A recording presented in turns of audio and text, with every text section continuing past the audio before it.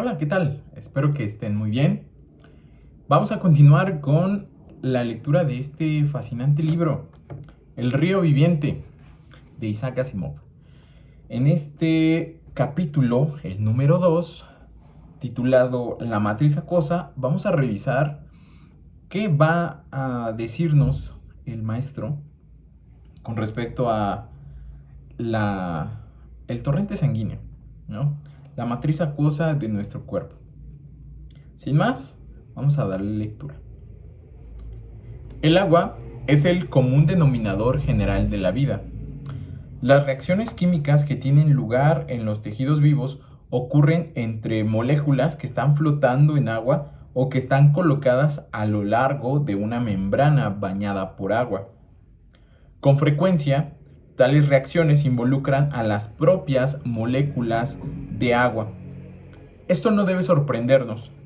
La vida empezó en el mar y nunca lo ha abandonado. Por dentro, todavía somos océano. Los únicos tejidos del cuerpo que tienen poca agua son el adiposo, es decir, la grasa, y el esqueleto, es decir, el hueso. Estos tejidos solo tienen 25% de agua. Sin embargo, tanto la grasa como el esqueleto son bastante poco activos. Esto no quiere decir que en ellos hay menos actividad que en los otros tejidos del cuerpo.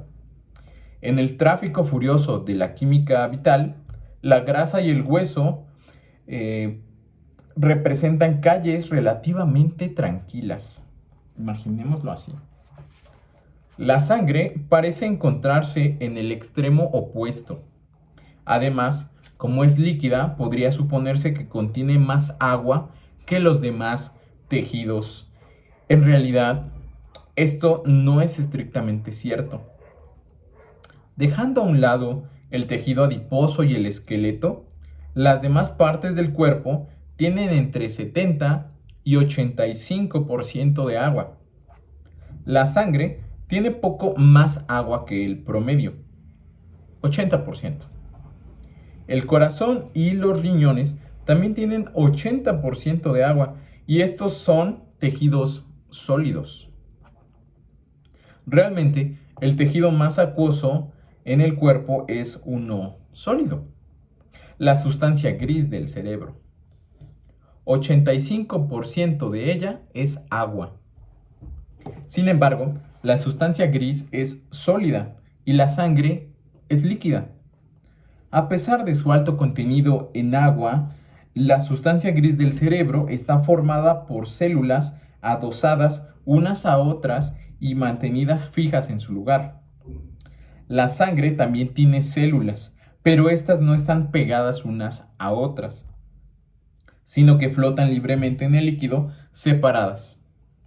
Al moverse la corriente sanguínea, arrastra consigo a las células. Si la sangre solo sirviese para mover las células hemáticas de un lugar a otro, cualquier otro líquido podría desempeñar esa función.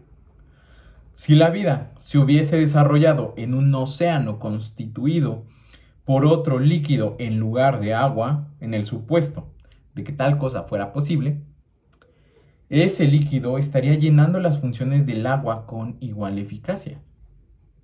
Sin embargo, la sangre realiza muchas otras funciones y, por diversas razones, no existe ningún otro líquido que pudiese desempeñarlas tan bien como el agua. Por ejemplo, el agua es el mejor solvente de todas las sustancias comunes, es decir, disuelve a la mayor cantidad de compuestos, sin dañar sus moléculas al hacerlo. Todos sabemos por experiencia propia que entre las sustancias que se disuelven fácilmente en el agua se cuentan la sal de mesa, el bicarbonato de sodio, el azúcar y el alcohol. Hay miles más que se disuelven igual de bien y otros miles que se disuelven solo ligeramente, pero lo suficiente para ser tomadas en cuenta. El resultado es que el líquido acuoso de la sangre lleva a circular toda clase de sustancias disueltas, además de las células. En ningún otro líquido podría transportarse tantas sustancias y por lo tanto ningún otro fluido permitiría que se llevasen a cabo tantas reacciones. Ningún otro líquido daría a los tejidos tanta versatilidad química. Hay otra característica en la que el agua del río viviente sobrepasa a los demás líquidos. La explicación de esta es más complicada y para darla necesito contar un poco más de la historia de la evolución biológica. Cuando la vida animal inició sus excursiones fuera del agua, a la tierra seca, encontró un medio ambiente mucho menos acogedor que el océano, al que se había acostumbrado en el curso de millones de años. Por lo pronto, la temperatura del aire variaba de un día a otro y de una estación a otra. En un día cualquiera podía haber 10 o 15 grados de diferencia entre la temperatura de la mañana y de la noche. La diferencia entre el invierno y el verano podía ser de 50 o más grados. En cambio, la temperatura del océano era constante día y noche, verano e invierno, con la excepción de una delgada capa de agua en la superficie de los mares tropicales. Por cierto, que esa temperatura constante está cercana al punto de congelación, aunque ello no representa mayor dificultad. Los gases se disuelven en agua caliente, de modo que el agua fría contiene más oxígeno y permite que vivan en ella mayor número de seres. Las formas primitivas de vida terrestre, incluyendo invertebrados del tipo de caracoles e insectos, y vertebrados, como anfibios y reptiles, prefirieron no luchar contra los cambios térmicos del nuevo ambiente. Siguieron siendo animales de sangre fría. Eso no significa que la sangre de tales animales estuviera refrigerada.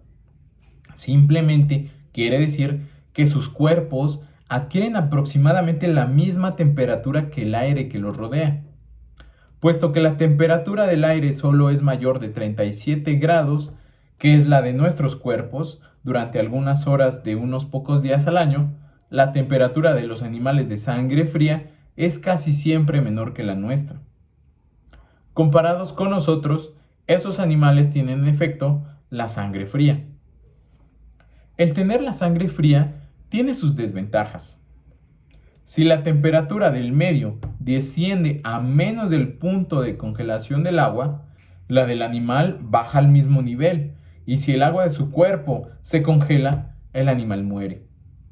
Los animales de sangre fría solo pueden sobrevivir a las heladas invernales, muriendo y dejando huevos que subsistan hasta la primavera, volviendo temporalmente al agua, bajo cualquier capa de hielo que se haya formado en la superficie, emigrando a un clima más cálido o invernando en algún lugar protegido de los peores rigores del invierno.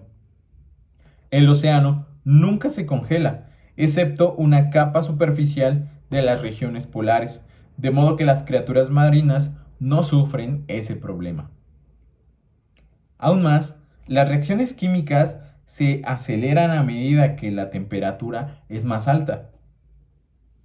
Debido a esto, puede calcularse la temperatura por la velocidad a que los grillos cantan. El canto de los grillos se debe a la fricción de las patas contra las alas, la que depende de la velocidad a que se contraen los músculos de las patas. Esta depende, a su vez, de la velocidad a la que ocurren ciertas reacciones químicas en las células musculares, la que es función de la temperatura de esas células. Esta última depende finalmente de la temperatura del aire en la que se encuentra el grillo. Las reacciones químicas de los animales de sangre fría están ajustadas para tener una velocidad adecuada a la temperatura promedio de la estación cálida. Cuando el ambiente se enfría, estas bestias se vuelven torpes. Cualquier ser que pudiera desarrollar los mecanismos necesarios para mantener su propia temperatura caliente, independientemente de la temperatura externa, tendría enormes ventajas sobre los animales de sangre fría. podría vivir cómodamente en zonas del mundo y en épocas del año que son demasiado frías para los animales de sangre fría. En un día frío cualquiera, podría correr más deprisa, reaccionar antes que el ser de sangre fría, y así podría escapar fácilmente de las garras de un animal de sangre fría y cazar sin mayor esfuerzo y comerse a un animal de sangre fría pequeño. No cabe duda de que la sangre caliente fue la clave para el éxito y la mayor parte de los animales muy desarrollados de nuestra época, aves y mamíferos, que son de sangre caliente. La fuente de calor no representa problema. Las reacciones químicas del cuerpo proporcionan calor en abundancia. La única dificultad es evitar que el calor se pierda demasiado deprisa, a través de la piel hacia el exterior. Una forma de conservar el calor de los animales es el tamaño. Cuanto mayor es el individuo, tiene menos superficie en relación al peso corporal. Si aumentase súbitamente de peso de un ratón 100 veces sin cambiar su forma, el cuerpo produciría 100 veces más calor. Sin embargo, la superficie de un ratón expuesta al mundo exterior, la región cutánea, aumentaría solo 10 veces y por lo tanto perdería el calor solo 10 veces más deprisa. Tomando todos los factores en cuenta, los animales grandes conservan su calor más eficientemente que los pequeños. Esta puede haber sido una de las razones por las que algunos de los reptiles de sangre fría, como los dinosaurios, crecieron hasta alcanzar tallas gigantescas. También puede explicar en parte el gran tamaño de algunos de los animales actuales de sangre caliente de las regiones árticas, como las ballenas, las morsas y los osos polares. Además, al aumentar el peso corporal, hay otra forma de reducir la pérdida de calor. El aire es un pésimo conductor de calor. Si se mantuviese quieta una capa de aire alrededor del cuerpo de un animal, este perdería su calor muy lentamente, incluso en días fríos. El problema es que una capa de aire no se mantiene quieta. Aun si no soplase el viento en absoluto, el propio movimiento del animal desplazaría el aire cercano a su cuerpo. Es precisamente el aire en movimiento lo que priva de su calor al animal. ¿Cómo puede conseguir un animal que una capa de aire se mantenga inmóvil alrededor suyo? Dos grupos de animales diferentes resolvieron el problema en formas distintas. Los antepasados de los mamíferos desarrollaron pelo. Los de las aves desarrollaron plumas. Ambos tuvieron su origen en las escamas de los reptiles. Pelos y plumas funcionan atrapando una capa de aire muerto cerca de la piel y reduciendo la pérdida de calor. Por cierto, las plumas son más eficaces que los pelos. Una vez reducida la pérdida térmica, el calor natural de las reacciones químicas dentro del grupo mantiene calientes a aves y mamíferos en los días fríos. El hombre, que ha perdido casi toda la cubierta de pelo de su cuerpo, lo reemplazó con medios artificiales mediante el uso de vestidos durante el día y mantas por la noche. La tela mantiene la capa de aire muerto cerca de la piel.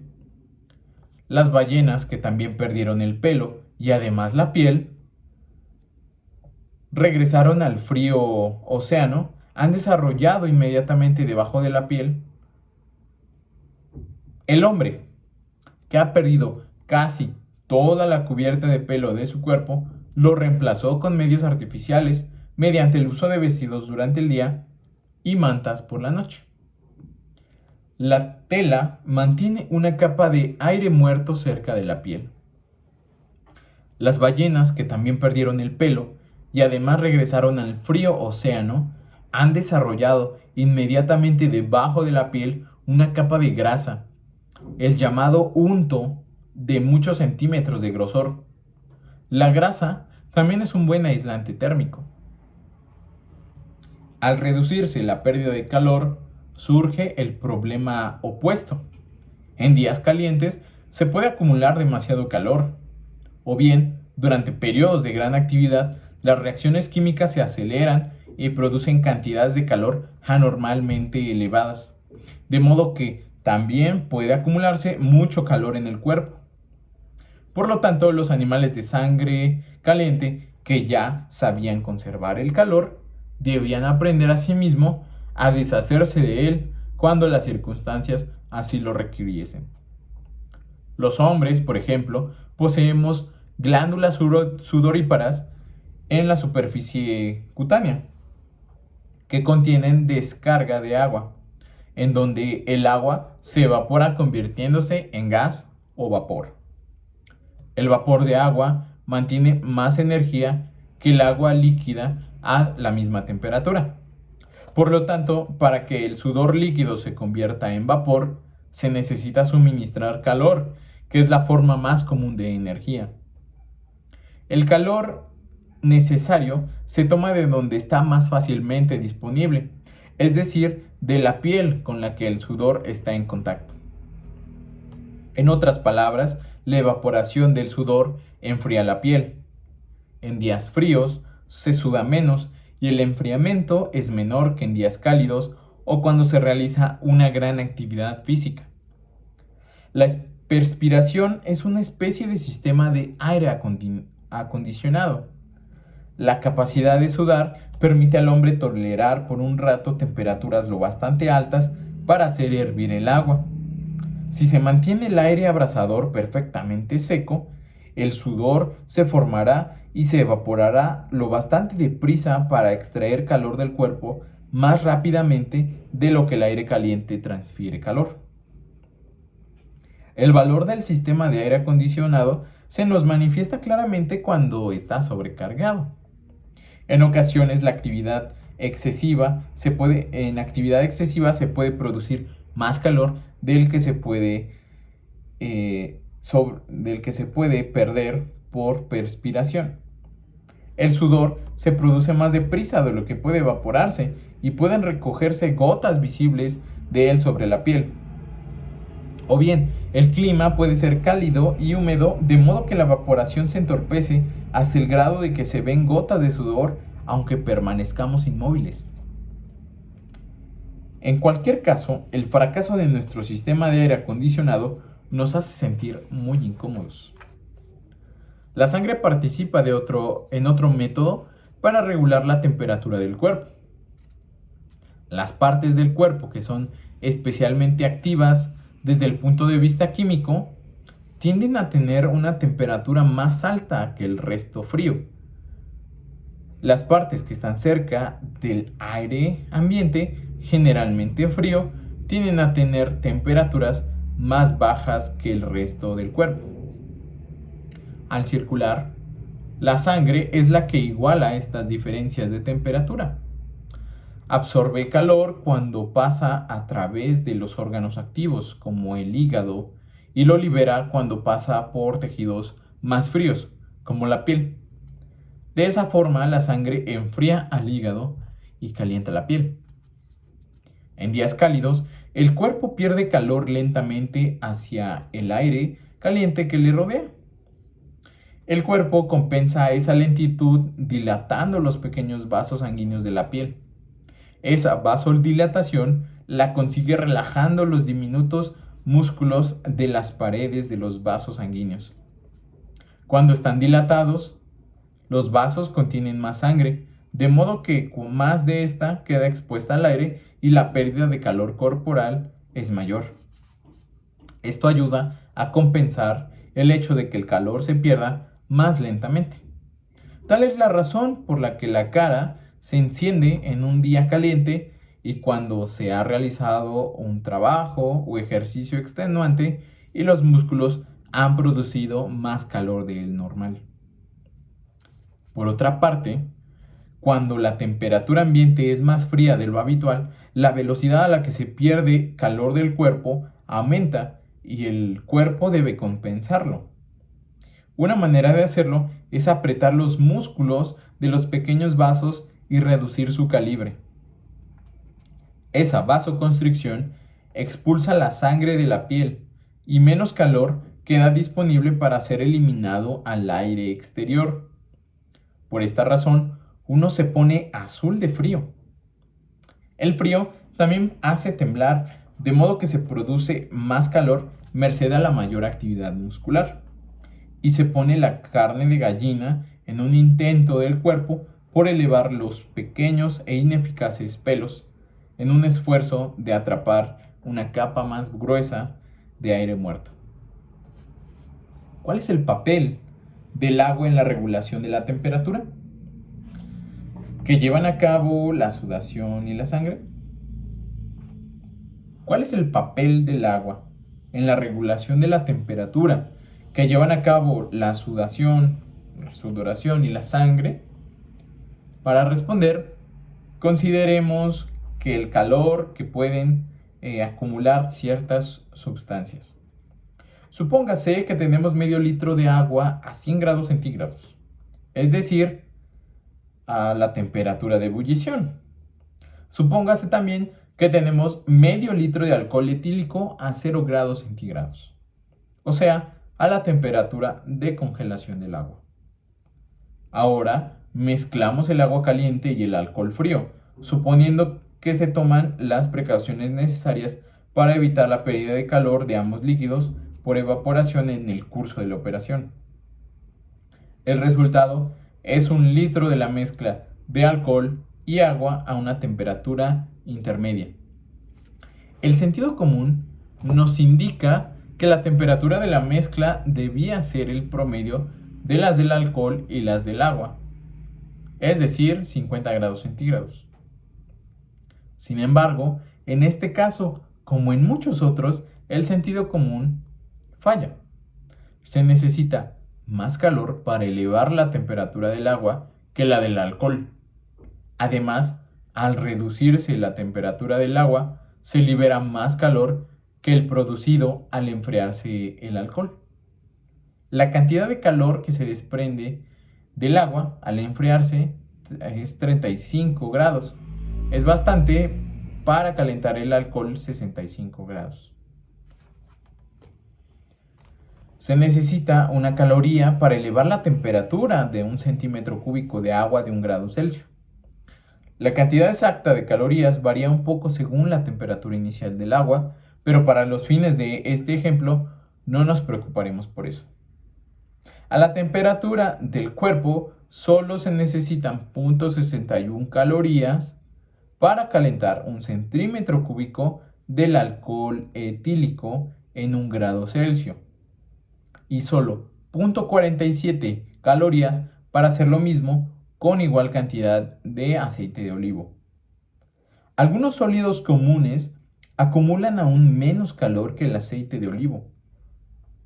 1 centímetro cúbico de vidrio a temperatura ordinaria se calentará en 1 grado Celsius después de absorber de 0.12 a 0.18 calorías. La cantidad exacta depende de la clase de vidrio que se trate. Algunos metales almacenan aún menos calor. 1 centímetro cúbico de cobre a temperatura ordinaria se calienta en 1 grado Celsius después de absorber 0.09 calorías. Los correspondientes para plata y oro son 0.055 y 0.03 calorías respectivamente. La temperatura de una tetera puesta al fuego se elevará rápidamente, pero un poco de agua dentro de la tetera puesta al mismo fuego se calentará lentamente. La cantidad de calor para que una sustancia acumula se llama calor específico. Y lo que he estado tratando de decir es que el calor específico del agua es mayor que el de casi cualquier otra sustancia. A medida que la sangre absorbe calor de las reacciones químicas que tienen lugar en el hígado o en los músculos, Su temperatura se eleva menos de lo que lo haría si estuviese constituida por otro líquido cualquiera que no fuese agua. Al perder calor a su paso cerca de la piel, la temperatura desciende menos. El elevado calor específico del agua ayuda a la sangre a igualar la temperatura de manera más eficiente. Desde luego, el agua tiene el mismo efecto sobre el clima. El agua del mar tiene un calor específico mayor que la tierra. Por lo tanto, la temperatura del mar se eleva menos en el verano y desciende menos en el invierno que la de la tierra. Esta es la razón por la que el océano tiene una influencia moderadora sobre la temperatura y por la que las regiones costeñas son más frías en el verano y más calientes en el invierno que las zonas de tierra adentro. La sangre, como ya se dijo, es nuestro océano privado y por lo tanto nuestro cuerpo bañado por ella es como una región costeña. De la misma forma que se requieren cantidades desusadas de calor para elevar la temperatura del agua, también se necesita mucho calor para evaporar una cantidad de agua líquida. Se necesitan unas 545 calorías para evaporar 1 centímetro cúbico de agua y como una tercera parte de ese calor para evaporizar igual cantidad de alcohol.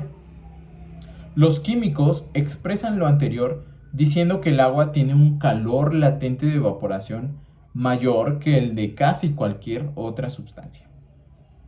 No cabe duda que de una gota de alcohol en la piel se evapora más deprisa que el agua y hace sentir la piel más fría que el agua. Sin embargo, el alcohol desaparece pronto. Una gota de agua de igual tamaño dura mucho más y aunque más lentamente, a la postre extraerá 3 veces más calor. El sudor no sería un sistema de aire acondicionado tan eficiente si estuviese hecho de cualquier otro líquido en vez de agua. Una gota.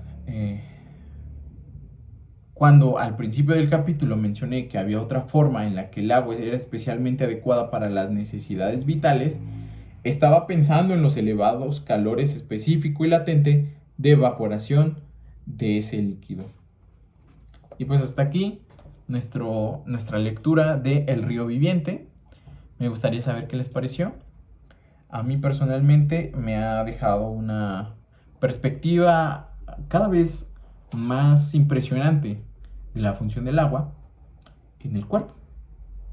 En las clases de medicina tenemos en consideración una perspectiva diferente del agua. Podríamos decir que el agua para nosotros es un medio de dilución y de concentración. Más que considerar estos elementos de termorregulación a través del agua o de conceptos que tienen que ver con el sistema, nos enfocamos más en las sustancias que están en el agua. Pero una lectura, una revisión de la perspectiva del maestro Asimov deja claro que siempre se aprende algo nuevo. Muchas gracias.